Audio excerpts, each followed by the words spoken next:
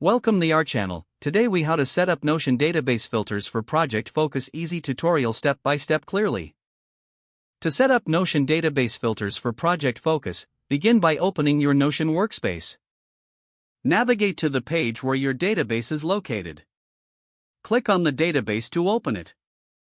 In the upper right corner, locate the filter button.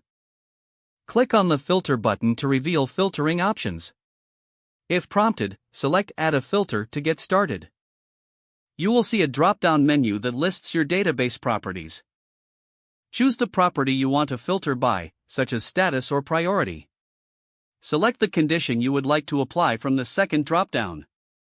For example, if you chose status, you could select options like in progress or completed. If filtering by status, choose the specific status that aligns with your project focus. You can add multiple filters if needed. To do this, click on Add a filter again.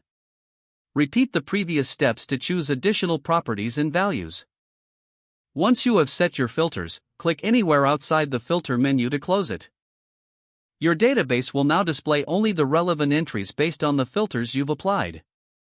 Review your filtered view to ensure it meets your project focus requirements.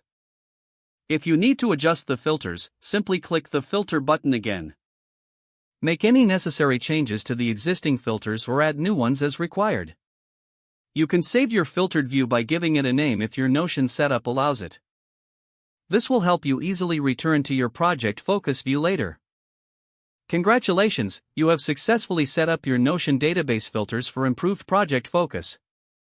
If the page does not load, refresh the browser or try again in a private or incognito window.